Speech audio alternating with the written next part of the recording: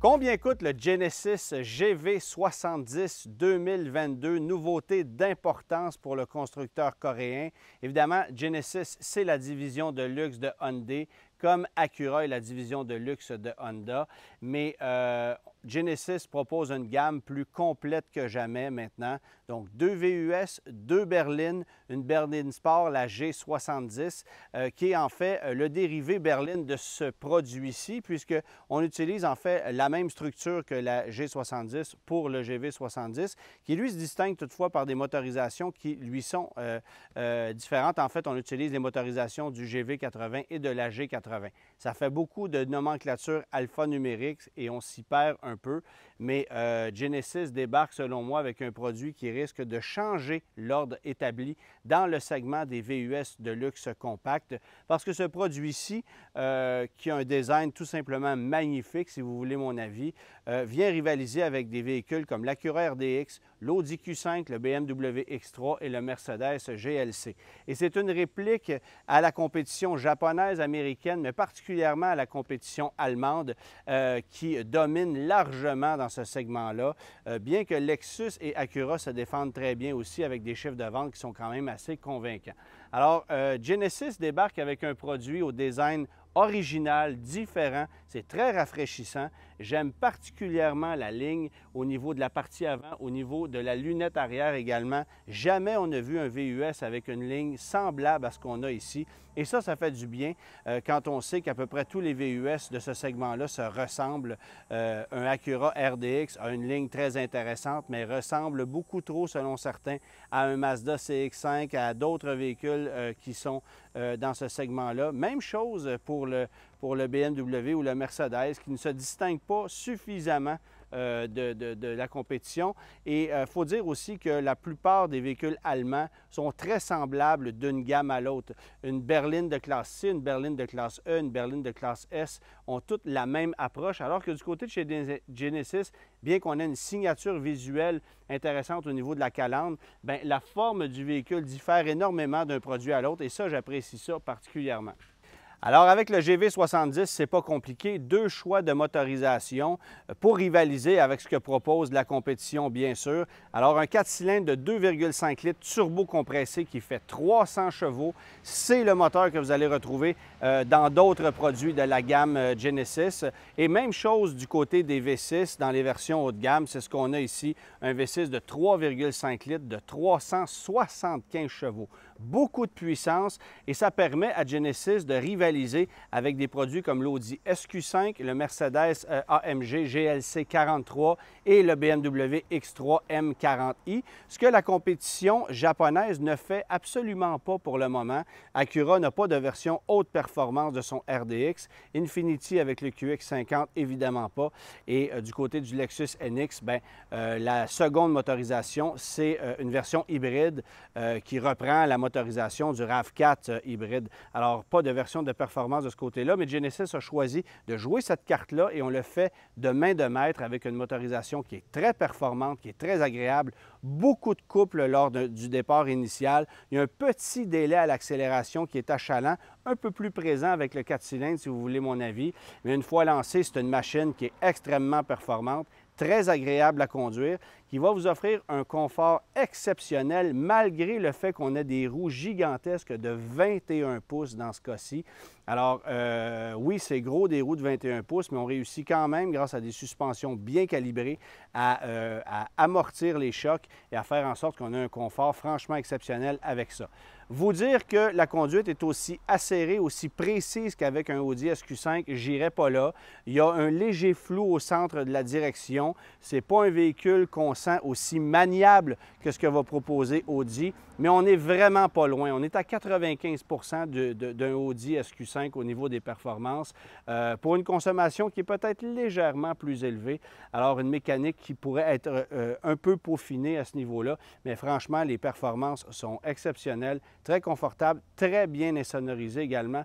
Et on a vraiment l'impression d'être à bord d'un véhicule de grand luxe, ce que les véhicules allemands ne nous offrent pas toujours, à moins qu'on débourse énormément de sous du côté des options.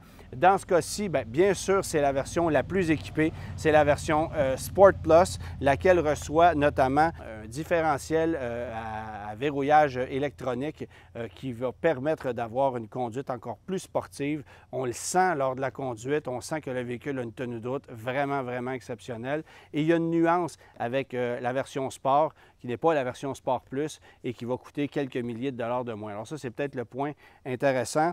Sinon, ce sont des gadgets qu'on va retrouver à l'intérieur qui font en sorte que le véhicule est encore plus luxueux que les autres versions. Je vous reviendrai avec les échelles de prix un peu plus tard, mais ça, c'est 75 000 le véhicule que vous voyez ici. Et ce qui est intéressant chez Genesis, c'est qu'il n'y a pas de frais de transport préparation. Ils sont inclus dans le prix d'achat.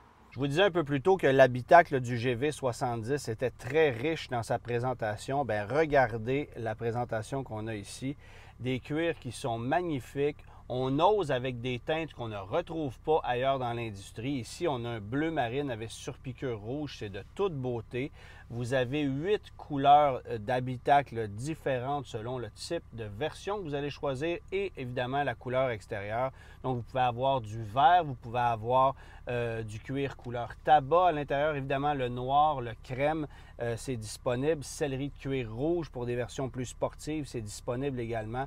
Et franchement, ça donne une impression d'un véhicule de très grand luxe, un peu à la façon Bentley. Et ça, on apprécie ça énormément.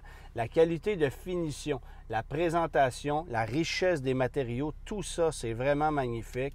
C'est vrai qu'on retrouve certains petits éléments dans les menus des écrans qui rappellent les produits Hyundai, mais c'est rien pour discréditer la qualité de ce qu'on propose ici et la qualité de l'information qui est divulguée via ce gros écran central que vous pouvez contrôler autant de façon tactile que via la molette qui est ici. Une molette qui est positionnée juste devant le levier de vitesse rotatif et parfois c'est un petit peu confus. On va se mêler entre les deux roulettes, mais franchement, on s'y habitue assez facilement et au niveau ergonomique, c'est pas un gros problème. Là où j'ai un petit bémol, c'est que évidemment, avec l'utilisation d'Apple CarPlay, Android Auto, bien, la molette des différents menus ne fonctionne plus. Il faut obligatoirement se déplacer pour aller utiliser l'écran de façon tactile. Et ça, c'est un point qui, moi, m'a agacé légèrement. Sinon, pour le reste, bien, les menus, c'est très riche. Il y a énormément d'informations. Et côté confort, il y a un point qui m'agace. Le siège qui est hautement positionné, qu'on ne peut pas ajuster assez bas. Je suis au plus bas présentement et j'aimerais ça pouvoir abaisser l'assise beaucoup plus que ça. C'est malheureusement pas possible. En revanche, bien évidemment, dans cette version-ci, comme c'est une version très luxueuse, siège chauffant, siège ventilé, siège massant, c'est de série. Et vous allez avoir évidemment le volant chauffant aussi. Beaucoup de confort, une position de conduite qui, hormis le fait qu'on soit très élevé, est assez intéressante. Excellente visibilité aussi, ça, il faut le mentionner, malgré une fenestration qui, de prime abord, laisse croire à une visibilité plus problématique, un peu comme chez les Mazda, mais c'est aucunement le cas. Les piliers ne sont pas trop épais. J'attire aussi votre attention sur le fait qu'on a de l'Alcantara au niveau du pavillon, donc c'est très riche comme présentation. L'habitacle, ça manque un peu de luminosité parce que là, dans ce cas-ci, c'est un peu foncé. Et je vous avoue que le fait qu'on ait un toit panoramique, mais qui est très reculé vers l'arrière, bien, ça ne sert finalement pas à grand-chose pour les occupants des places avant. C'est surtout bénéfique pour les occupants des places arrière. C'est peut-être un petit point qui m'a agacé. Mais sinon, on a vraiment une présentation très riche, de bon goût, ultra luxueuse, une qualité de cuir qui est vraiment magnifique. Les moquettes, même chose. Et un système audio qui est très performant. Alors, un environnement vraiment intéressant. Et même si vous allez dans des versions de base, vous allez avoir un environnement qui est très riche, qui est de bon goût et dont le design est rafraîchissant par rapport à ce que l'industrie nous propose. Places arrière, ce ne sont pas les plus spacieuses de l'industrie, mais c'est dans la moyenne. Même chose au niveau de l'espace cargo. Si vous cherchez un véhicule plus spacieux que ça, peut-être vous tournez du côté du Acura RDX, qui lui se démarque en la matière par rapport à la compétition. Mais sinon, c'est très, très, très intéressant. Vous mentionnez aussi que vous avez ici les touches qui vont servir à l'application des différents modes de conduite et ça sera transcrit via l'instrumentation. Donc, vous appuyez pour sélectionner le type de surface sur laquelle vous circulez. Et ensuite, bien, vous allez pouvoir jouer avec les modes. Et là, l'instrumentation va changer au niveau de sa présentation. Une instrumentation qui est en 3D, soit dit en passant, uniquement dans ses versions haut de gamme. Je vous dirais que l'idée est bonne, mais que l'exécution me plaît plus ou moins. Je pense que l'idée mérite d'être retravaillée. C'est une excellente idée parce que ça crée une perspective et le soir venu, l'impact visuel est intéressant, mais je pense que la définition des images pourrait être un petit peu plus riche que ça. Ça sera peut-être à travailler, mais c'est quand même un très, très bel effort de la part de Genesis. Ça n'avait pas été offert ailleurs dans l'industrie jusqu'à maintenant. Et c'est intéressant de constater que les Coréens innovent dans leurs véhicules de luxe, ce qui n'était pas dans leurs habitudes jusqu'à ce qu'il y a quelques années, en fait. Maintenant, combien ça coûte un GV70? C'est quand même pas donné. Il y a des véhicules de luxe dans ce segment-là qui sont peut-être un peu plus abordables. Je pense à l'Infiniti QX50, qui est très agressif dans son prix, mais en quelque part, on comprend pourquoi. Alors qu'ici, on a un produit extrêmement convaincant. Alors, ça part à 49 000 transport préparation inclus, parce que les prix chez Genesis incluent toujours les frais de transport préparation, et ça, on aime ça. 49 000 pour une version Select à moteur 2,5 litres. Viennent ensuite les versions Advance, les versions Prestige, toujours avec les moteurs 2,5 litres. Vous allez monter jusqu'à 63 000 avec le 4 cylindres 2,5 litres turbo. Et pour accéder au moteur V6, ça part à 68 500 pour une version Sport. Et vous allez grimper ensuite à 75 500 pour la version qui est ici. Donc, un différentiel de 7 000 pour accéder à la version Sport Plus, laquelle va vous offrir le cuir Nappa que vous avez vu, la suédine au niveau du pavillon. Vous allez avoir de la fibre de carbone à l'intérieur au niveau de la présentation, l'écran de 12,3 pouces avec l'instrumentation 3D, comme je le mentionnais, visualisation, donc écran sur 360 degrés avec un système audio plus performant. Et si vous optez pour la version Sport, qui n'est pas celle-ci, bien, d'emblée, vous aurez le moteur V6, bien sûr, mais les pare-chocs et toute la présentation des pare-chocs avant et arrière, des pots d'échappement, c'est différent. Système audio Lexicon à 18 haut-parleurs et les jantes de 21 pouces, ça vient de série avec le moteur V6. Alors, financement maintenant, si vous optez pour cette version-ci, c'est quand même pas donné, là, 75 500 $, bien, vous allez payer en financement 72 mois, toute taxe incluse, un montant de 1 317 $ par mois, un taux de 2,9 %. En location, plus ou moins agressif, on se rend compte qu'il faudra travailler sur les valeurs résiduelles. Évidemment, ça a toujours été la problématique des constructeurs coréens, quoique tranquillement, pas vite, on réussit à s'ajuster.